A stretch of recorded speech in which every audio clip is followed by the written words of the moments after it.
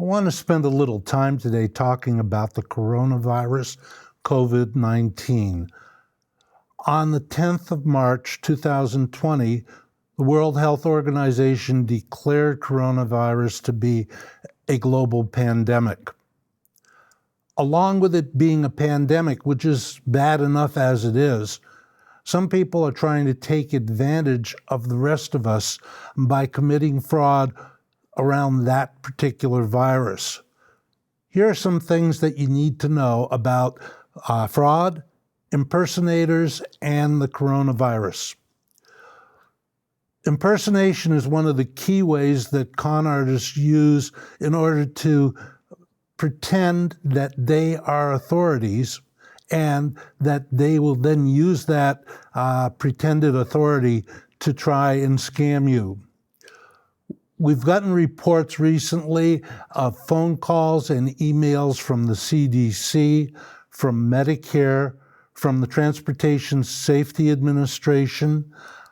All of these have been basically fraud. They've been scams because those agencies will not call you individually. They will send letters and they will notify you that way, or they will have a representative visit your home. In the Medicare fraud, the individuals making the phone call are requesting things such as your Medicare number, your address, other personal identification. Your Social Security number is also being requested, as well as other personal data. If you receive one of these calls, the best thing to do is report the call to the Federal Trade Commission. Federal Trade Commission handles much of the scams and fraud that we see happening in the country, and it would be one central clearinghouse. You could also report the fraud to your state attorney general's office. Some other things about the COVID virus fraud that's taking place. The FTC and the Food and Drug Administration have identified 7 companies that they feel are committing fraud. These are companies that cannot back claims of their products being either cure-alls or at least able to reduce the threat of COVID-19 or the coronavirus. So beware of these 7 companies. You can see them flashed on the screen very shortly. Also, another scam that we found out about just today on the 10th of March, there are people using social media and some of the auction websites to sell fake test kits. People are going to their doctors, going to clinics and asking to be tested for coronavirus. Those test kits have not really gone out to public use at this point, although they're available in state laboratories and at state health authorities. The test kits that are being marketed will not test for coronavirus. They're simply a scam. And quite often the request is for you to send payment and then the kit will be sent to you. People are not receiving the kits that are being promised. Again, there is no readily available kit that is being sold over the internet or at drugstores, so beware of that scam. 'Tis the season. It's a phrase that we hear usually sometime in December, but for me and for educating people on the subject of fraud, 'tis the season really is every season, whether it's spring, summer, fall, or winter. Con artists are on the move and they use seasonal approaches. These are scams, fraud that takes place every year at a particular time of year. You can basically set your calendar by the schedule of the con artist. So what are these seasonal scams? Well, we're just about to enter into spring, so let's take a look at some of the spring ones that will be popping up in the next few days. One of them is the ever-present IRS scam. This is a scam where an impersonator will say, I'm an agent of the IRS, and then notify you that you're either under imminent arrest or that you owe a certain amount of money, and if you pay that bill now, you'll avoid the arrest. The IRS does not conduct telephone calls in that way. IRS agents will never threaten people. And the IRS, when it contacts you, does that by first-class mail or by registered letter. So the result is that when you get the call, you're getting called by a scammer. Be aware of that. Discontinue the call as soon as you can. You may want to report that to your state consumer protection agency so that they can track the number of calls, but be aware that there's nothing that can be done in these cases to stop the calls because most of them originate outside the United States. So the IRS scam. One other part of the IRS scam, very shortly, if not already, people are receiving their refunds. And the thing to be watching out for with the IRS scam is somebody calling and saying they want to verify some information in order to be sure that you get the appropriate refund. This verification often asks for you to identify your Social Security number.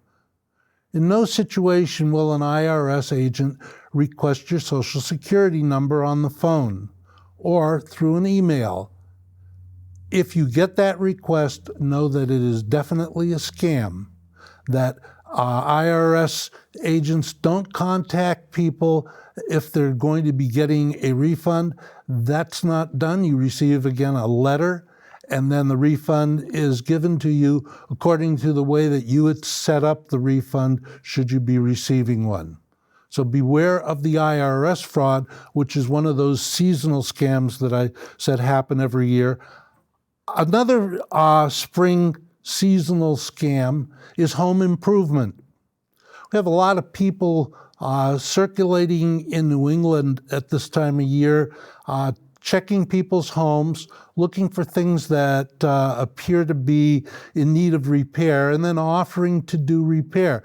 Sometimes these individuals will also say things like, I've been working on a job locally and I have some extra materials and I can give you a really good deal if you want to have the siding installed, the roof shingles put in, the driveway repaired. You can name the particular scam. There are several of them and they all involve home improvement. If you're approached by someone, ask for their credentials. Ask them for references, local references, not some other state or some other area. You also want to be able to see their insurance coverage. If they are a legitimate contractor, they will have insurance, and you can check with the insurance company to see if that insurance has been paid. So those are really the big springtime frauds. We'll move into summer. And in summer, we still have that home maintenance fraud that takes place, but we have some other kind of interesting ones. Vacation scams. Summertime is a great vacation time for many people, and obtaining a good deal on a vacation is something everybody likes. What we find happening is that con artists use that opportunity to try and sell people vacations that may even be too good to believe. This comes under that same line that if it's too good to believe, if it's too good to be true, it is. And in this case, when somebody offers you a vacation well under what the market price would normally be, know that it is likely to be a scam. Again, do some background, find out what the company name is, check out the company, call them on a phone number that you know is legitimate, and see if the offer is true. In some cases, it may be a company that's trying to sell timeshares, and as a result, they will say something like, yes, this is true. You get 3 nights and 4 days in one of our resorts, but you have to sit through a sales promotion speech. That's a possibility, but quite often these things are not going to be coming through for you. Another thing to watch out for in the summer scam is the summer rental scams. people end up renting a beautiful cottage on Cape Cod or in some other location for the summer, only to find out that they've made a payment or at least a deposit, and the deposit's disappeared, and they really don't have that rental available to them. So as with other scams, you want to check on that specific offer, see if it's legitimate, and then check with the owner of the property. You can do that very easily. If the property is located in a specific community, go to that community's website and look at the community's grand list. That has to be published by the town, and you can find the name of the property owner and then contact that property owner independently. It's one way to verify whether the rental is really available. Another switch on the rental scam that happens in the summer is that people end up renting their own properties, and they get a response where somebody says, "I'm interested, I'm sending you a check." You receive the check, and the check is in excess of the amount that you requested. You notify the person sending you the check, and that person says, "Oh, just return the extra money to me." Quite often the check will bounce. You've returned money to the person, often as a cashier's check. Check's been cashed, you've lost the money, and the check has bounced, so you end up paying a penalty to your bank. Once again, do a reference check, make sure the individual is legitimate. Don't trust them for all of their references. Trust the community and see if the individual is really someone in their community. We go now to the fall scams, and scams that take place in the fall. We're back to the home maintenance scam. Home maintenance scams in the fall generally are for things like insulation, roofing, and siding. And again, the same story applies. The fake contractor says, "I have some extra materials. This will be a great buy for you. We can do it below cost." And by the way, nobody does things below cost. If they do them at that pricing, they're going to lose money and go out of business. So beware again of the home maintenance scam.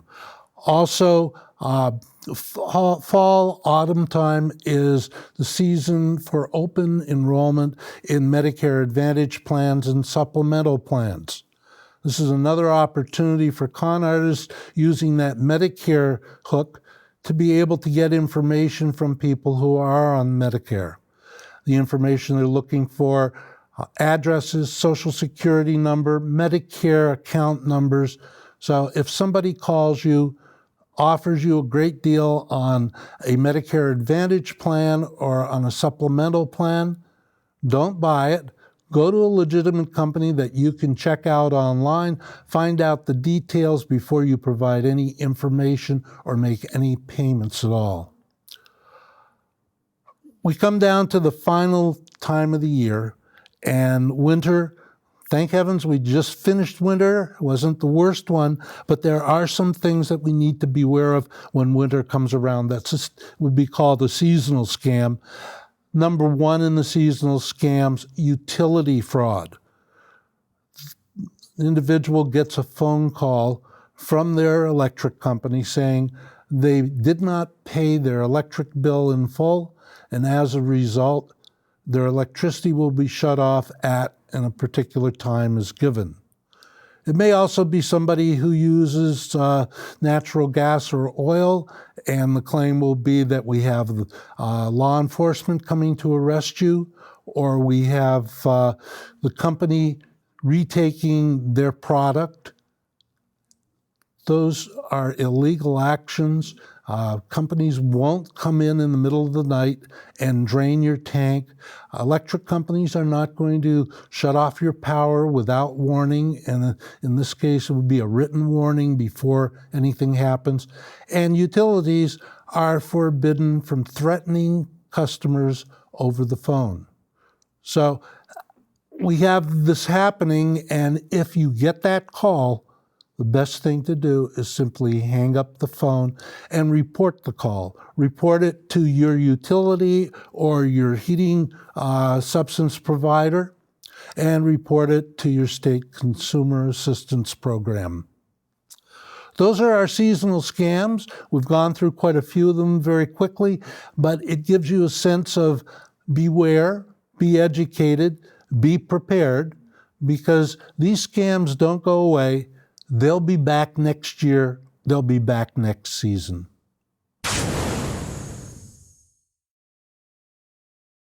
One of the biggest categories of fraud and scams in America today, what we would refer to as imposter scams.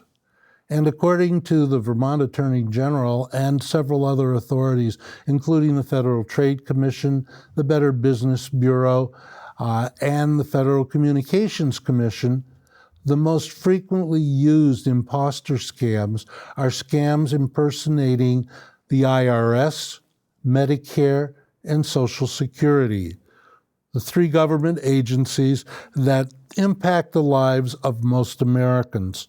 So we'll take a look at the three big scams in the impersonator category. Our first one is the IRS. We've mentioned the IRS before, and that the IRS does not make individual phone calls to people, but yet a lot of people are receiving calls from folks who claim to be members of the IRS, agents who are trying to collect past due bills. The IRS does not call for that. The IRS will simply send a letter explaining what the problem is and giving you a certain amount of time to be able to respond to them. So when you get a notice from the IRS, it will not be by phone. The other kind of clear indicator that the scammer is on the phone and not an IRS agent is that when it comes around to saying how much money you owe and how to pay it, the scammer will request the payment in usually one of two ways. The first way is by gift card. You'll be instructed to go to Walgreens, Walmart, CVS, some other mass marketer that has gift cards on the rack, and probably be told to grab some Apple iTunes cards or maybe some Amazon cards, fill them in whatever the amount of money is, bring them back, and then read the numbers over the phone to the person who called you. The United States government does not accept gift cards in payment. If it's the IRS that you owe money to, and it's that time of year to pay the IRS, either for the annual tax bill or if you pay an estimate tax, you pay that bill by writing out a check to the United States Treasury. So if you get the request to use a gift card, not going to happen. Also, the IRS doesn't ask you to send the money with a check to the IRS. It will say U.S. Treasury. So that's really what we're seeing with the IRS scam, and that will take place probably for the next 2 to 4 months. Right now, it'll be people about ready to file their taxes, and claims will be that you didn't pay your full tax last year. It'll also be on your refund and saying you need to verify your identity in order to get your refund, and that's simply a ploy to get your Social Security number. The IRS already has that, so they don't need to request it over the phone, and again, they won't use the phone. Our second category of government impersonation is Social Security. The requests have been going out by con artists and scammers asking people to verify their status in Social Security. Sometimes that even comes with you're about to lose your benefit. If you don't renew it, you need to use your Social Security number in order to be sure that you have continuous benefits. Social Security Administration does not use the telephone to notify people. You won't get a call saying your benefits are about to expire, because once you become eligible for Social Security and you file for Social Security at whatever age you do that, whether it's 62, 66, or 70, your benefits are guaranteed by law. You receive an annual printout from the Social Security Administration of what your benefit is. You can also challenge that. Again, notification is sent by mail. It's not a phone call. You don't have to renew your Social Security status. You don't have to worry about it expiring. The third category is Medicare. Most seniors in the United States, at least if you're over the age of 65, you're under a Medicare plan of some sort, or a Medicare Advantage plan. This is another area where con artists are playing the role of the agency or your Medicare Advantage provider and trying to do one of two things. One, phishing expedition, which means they're phishing, searching for your personal information, and they will try to get whatever they can. Initially, it'll be Social Security number. It may also be your driver's license, may also be some personal information that would identify you specifically.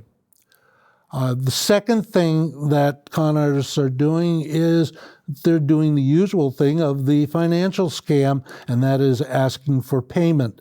Payment for continued benefits, payment for expanded benefits.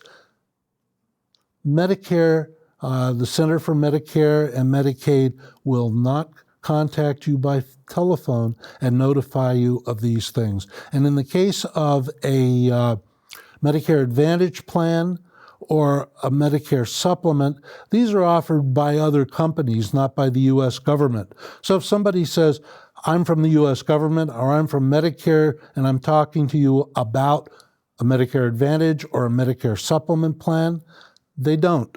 And that is an immediate notification of fraud. If you get one of these fraudulent calls, there are a few things you can do. One is you can contact the agency involved. Social Security, Medicare, the IRS, they all have fraud alert phone numbers, which we're displaying on the screen right now. Other possible notifications could be to your state attorney general's office. These things are tracked by state offices. If there is a specific outbreak of a certain kind of fraud, then the Attorney General's office will issue an alert that goes out statewide. So it's important to let people know that these frauds are being attempted. Without that knowledge, the state and the federal authorities don't really know what's happening, and they rely on your reporting. We know that only a very small portion of the scams and fraud that are out there actually are being reported by people. In fact, the number in the state of Vermont that was reported last year was a little over 3,000, but we know from other sources that in reality they were probably closer to 10 to 15,000 reported cases of fraud or attempted scams. So report it to the agency that's involved, and report it to one of the information gathering agencies as well. A belated Happy New Year to everyone. By now you've written probably a lot of checks. You've probably also dated documents that have come to you that needed both signature and date. And I'm willing to bet that you've done something that you've probably done for the last several years. For example, today happens to be the 10th day of March, and you've most likely dated checks or dated documents this way. You put a 3 followed by a slash, followed by the numeral 10, followed by the numerals 20. So 3, 10, 20. we're trying to get people to know that there's a difference this year from all of the past years. And that difference is that simply putting the digits 20 for the year leave your checks and your documents subject to some form of fraud or misrepresentation. For example, if I receive a check from you that you would like to have cleared and be out of the way in the next couple months, and I receive it and the year is noted as simply 20, and let's say I put that check in my desk and I don't find it for, 7, 8 months. If I take that check and simply add the digit 2 and the digit 1, so now it's 2021, I've extended the lifetime of that check from March 10th of this year to well into next year.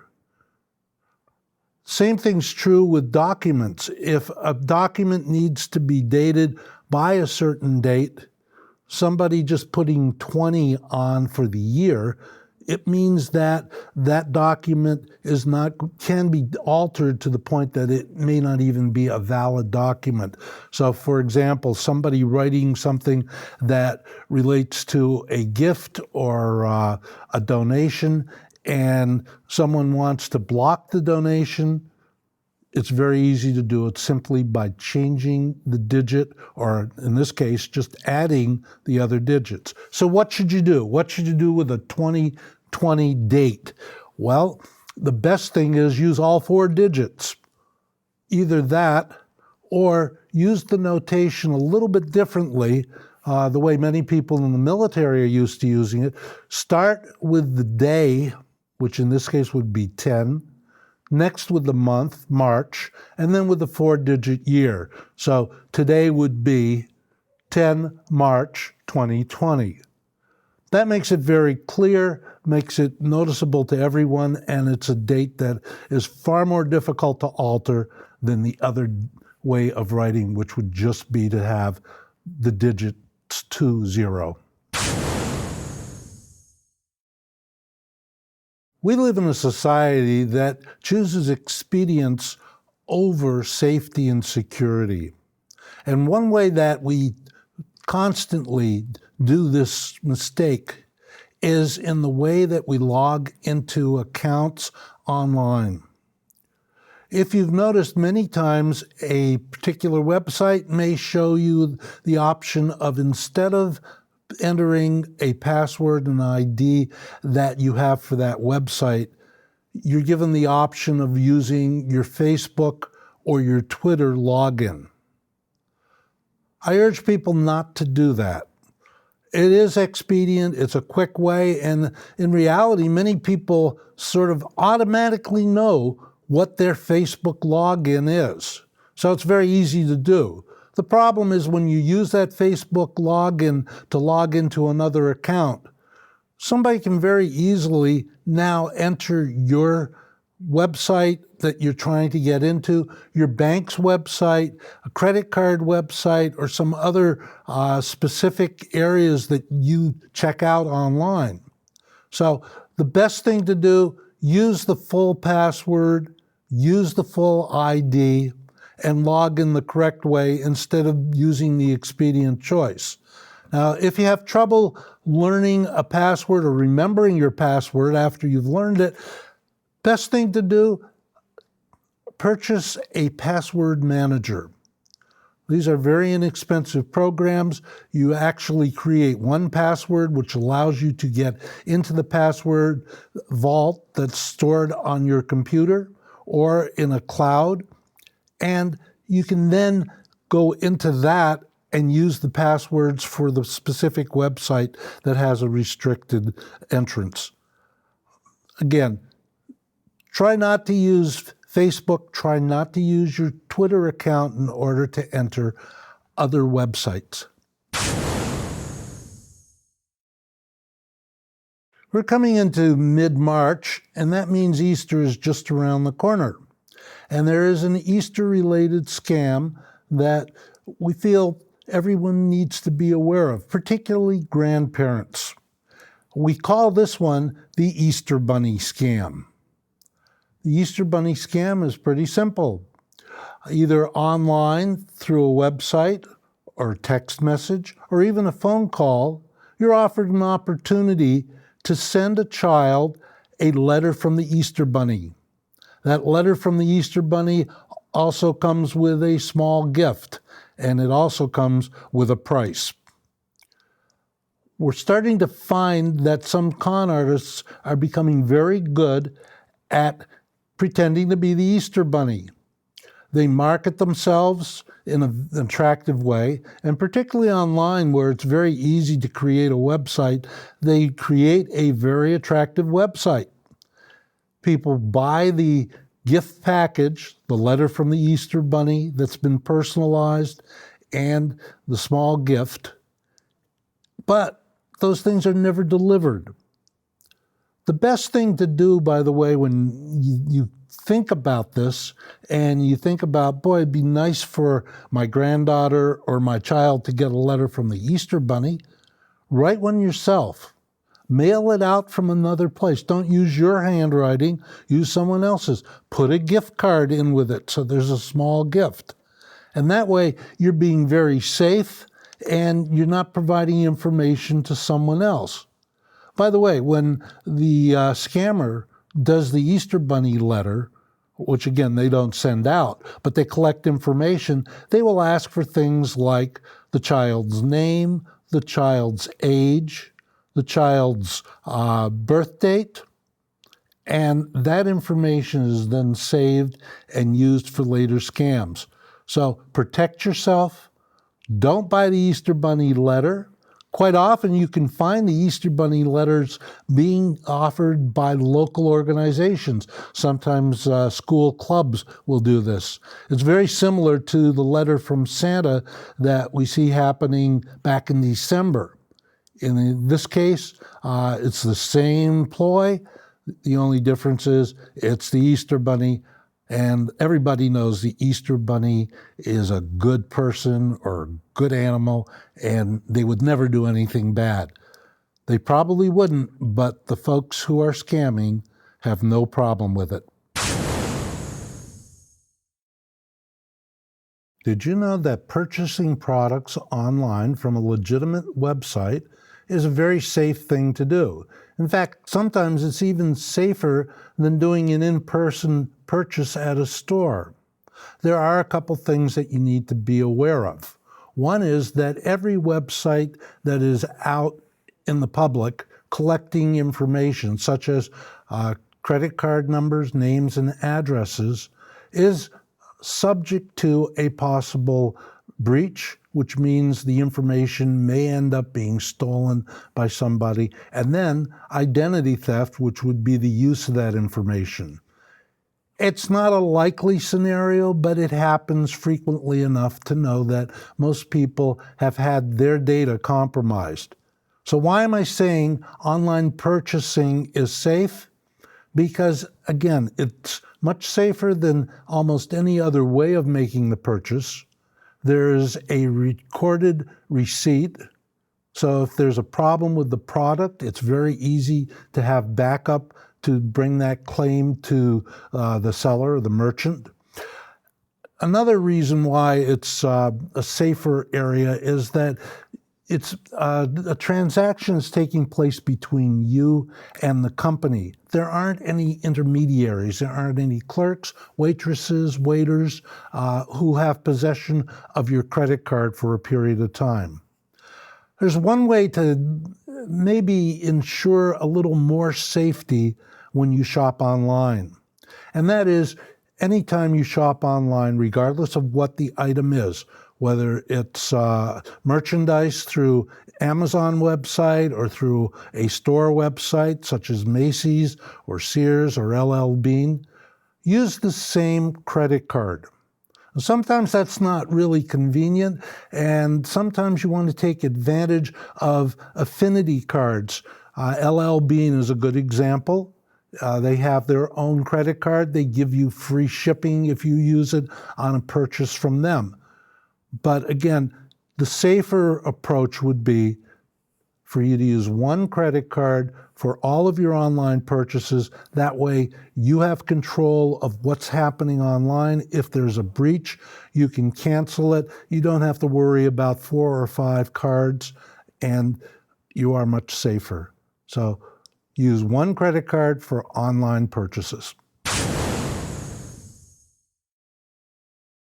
One of the biggest areas of fraud, as reported by the Vermont Attorney General's office, and based on the number of complaints received by that office, is the unpaid bill scam. This may either be an unpaid bill or an overdue bill payment. A notice is received. It could be by mail. It could be by email. It could also be a phone call. And the letter, call, email claims that you did not pay a particular bill on time, and as a result, you not only owe the bill, but you also owe some fees related to non-payment, and possibly law enforcement agents coming to arrest you.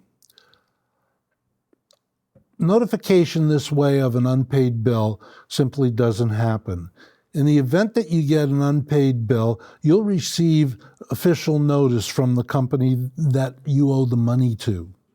You'll also have your opportunity before having to pay that bill to contact the company and verify that you did or didn't even have that bill in the first place. Don't use any of the contact information provided by the caller, emailer, or in the letter. Go to that company's website, find out the contact information, and then call that reliable number and ask them about the debt or the bill to see if it's really there. Quite often, con artists will play a game of identifying a bill that never even existed. And your best defense is to identify the company and contact them. Again, as with all cases of fraud, we urge you to report the fraud to the state attorney general's office or to the Federal Trade Commission so that the fraud can be traced if it's happening in the United States, and some kind of penalty can be levied against that company or individual. One scam that's occurring at greater frequency in the past year is what is called the romance scam. In the romance scam, people go online to some of the dating websites or some of the other social media websites and try to strike up friendships with others, either because of loneliness or just the desire to be social. And in these websites, quite often predators are present. The way a predator in a dating website will work is they'll create a false identity using pictures, using information that's simply not true, and try to lure somebody into being interested in them. They'll exchange messages with that person for a period of time, and then almost in every case, the criminal will ask the person to move off site. In other words, leave that dating website or that social media site and go into a private exchange of messages. This becomes very dangerous because where the other vehicles, the dating website and social media, are out in the open, this becomes a private exchange. And in a private exchange, things can be traded that aren't probably the best for an individual. A lot of personal information can be included. Photographs are sent back and forth. And over a period of time, the person who is trying to commit the fraud will endear himself or herself to the victim. When this kind of activity takes place, we also know that at some point the victim will say, maybe we ought to get together. And the criminal will say, well, I can't do that. There'll be a great deal of postponement of any opportunity to meet face to face. And at some point after that, the criminal requests money. It's usually done in a way that says, I'm having some hard times, my car broke down, and I don't have the $3,000 it takes to fix it. Or I have some medical bills for my child and for me based on a car accident, or I just have some medical bills, and as a result, I don't have spare money to go visit you. Can you please send me some money? Person ends up sending money to the criminal.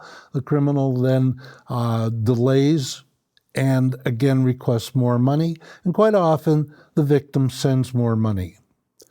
The romance scam is not an overnight scam. It's not something that happens today and it's gone. It's quite often a scam that's cultivated over a period of months, 6 months, 8 months, a year, while the criminal endears himself to the victim and the victim comes more and more under the control of the criminal. The real telltale signs of a romance scam will be the first step, which is taking you off a public website, and the second step, the request for money. These are very easy to break if you have the opportunity, particularly if the criminal's in the United States, because reporting this scam has a greater chance of resolution than most of the other scams. So we urge you again, report a romance scam if you are subject to it. We also know that a lot of the victims of the romance scam will go into a state of denial. They'll send money, and they'll send money again. And when it comes to the realization that the person is simply scamming them, they will not admit to the scam. And that's where family members need to step in and assist that person in realizing what the truth is. So the romance scam, one that we see rising in popularity, and one that is also easier to break than many of the other scams that we see happening. One scam that has developed that isn't in the top 10 at this point, but I would say it's just under the radar screen, is what I would refer to as the pledge scam. In the pledge scam, an individual receives a message, email, text, phone call, or even a letter saying that we're waiting for you to fulfill your pledge. The pledge may be for a small amount, $20. It may be for $50. Quite often, what the con artist is doing is relying on the fact that people's memories sometimes are not the best. And as a result, you may have pledged money for some cause or some organization and then forgotten about it. And you receive that notification that you haven't paid it. The first inclination is write out a check and mail it back. These scams go under the radar. They are scams that most people would not report because, again, people think that they may have made that pledge, and then being honorable themselves, they want to honor the pledge that they made. So beware of the fake pledge. If you receive the notice and it doesn't give you a lot of details, ask for details. Ask for when you made the pledge. Ask for who took the pledge from you. And if you can't get a straight or quick answer on that, then don't respond by sending a check, but report that scam to the appropriate authorities, meaning your state attorney general's office, consumer protection people, or to the Federal Trade Commission. If it comes to you in a letter, and the letter used the U.S. Postal Service, you can report the scam to the U.S. Postal Service inspection people, and they will do their best to try and shut down this particular scam. Sometimes the best steps in preventing yourself from being a victim are steps that are very easy to take. So we're going to look at 3 of those steps right now. The first one, take care when using social media. Don't use social media as your way to tell the world everything about your life, because you are literally telling the world when you post messages on social media. That includes birth dates, travel plans, photographs, details about relationships. Keep that information simple if you want to use social media. Don't reveal plans for travel. And if you do want to share information, create what used to be the old Christmas family letter and send out a letter to those individuals you want to receive it. Consider that the posting on Facebook or other social media is akin to going to Staples or another photocopying business and printing up 10,000 copies of whatever you're writing for social media and then posting on every telephone pole you can find. That's not necessary, and putting your other personal information up in Facebook and other social media is also not necessary. Second protective step, buy a shredder. Most of us recycle a lot of documents, but when you look at those documents, they include account numbers, purchases, personal information. Those things should be shredded. They should not be put in a recycle bag or in the trash where someone who's a dumpster diver would be able to find that information and then either sell it or use it.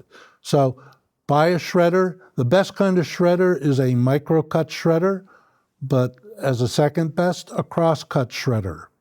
In both of those cases, the price runs anywhere from about $49 up to $100 for a very good document shredder. And if the price is too high, go in with family members or neighbors. You can buy it and share it. The machine's not going to break down that quickly, and everybody can use it as much as they need it. Third area that's an easy step to prevent becoming a victim is when you get a statement or an invoice, whether it's a credit card statement, bank statement, Medicare or hospital statement, or insurance statement, check through it. See what's actually been paid or what's been purchased. Look for errors. Look for items that don't appear to be right. And if you find them, report them to that particular agency or company. So if, for example, you receive a bill from your medical insurance company that shows what was purchased, and you find that there are items that you never bought or that you never used, you want to report that to the medical insurance company so that they can investigate. If it's a product or service that shows up on a credit card statement, you want to be able to report that to the company so that they can trace it. And by the way, if you feel that you didn't make the purchase, you can challenge it before you have to pay it. And that can save you some money and a lot of aggravation. So there are 3 easy steps for you to take: the social media care, shredding documents, and checking documents such as statements and invoices. Are you a do not call skeptic? Many people are.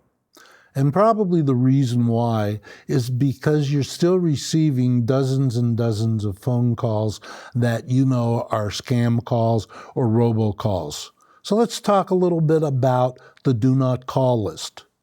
Do not call has been around for many years now, since the 1990s, and it has been enhanced for specific purposes, but most people still don't understand what do not call is all about.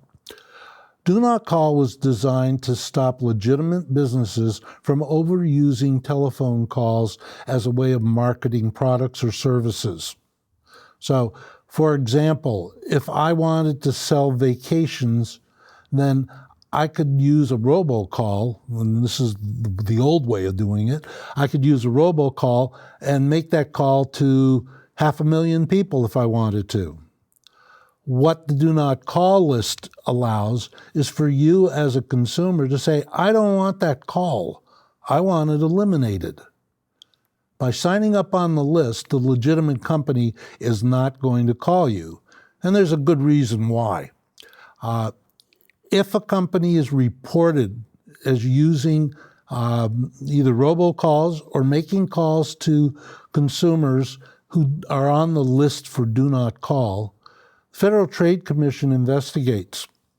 In the event of a violation, Federal Trade Commission assesses a fine on those misuse cases.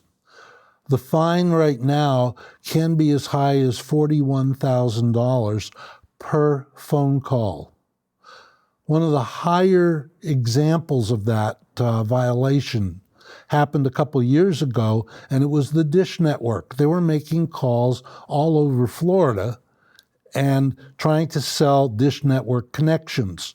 Federal Trade Commission sued Dish Network for $280 million. So it does work. And there is a price to pay if a legitimate company violates the do not call list. The problem is that most of the calls that we consider to be annoying calls don't come from legitimate businesses. They come from areas that the do not call list does not address. One area is charities. Charities, nonprofits are exempt from the do not call list. So if I have a charity and I use a Skype type computer calling system, I can make as many calls as I want, and federal authorities are not going to crack down on me as long as I have a registered charity or a registered nonprofit. The other group that by and large is exempt from being subject to the do not call list: politicians, political parties, and political candidates. When Congress wrote this law, they specifically exempted those individuals from being subject to the do not call law. So if you're getting an unusual level of political campaign calls at this season and going into the fall, expect them to continue because there is no prohibition. What you may want to do, though, if you keep receiving calls from either specific charities or you receive calls from political candidates, is request that they not call you. Quite often, out of decency, they will do that. They don't want to create bad feelings, particularly politicians, because souring your opinion of them may end up resulting in you being sour to other people about that particular politician. So quite often, politicians or charities will be very good about responding to you if you say, I don't want any more calls. But they're not subject to the do not call list. The third category is also one that creates an annoyance to most people, and it's something that isn't covered by the do not call law, or at least can't be sanctioned through it. And that is when individuals make criminal calls, scam calls, fraud, using robocalls or just straightforward calls. Sadly, most of these calls can't even be traced because they are originating in some country overseas.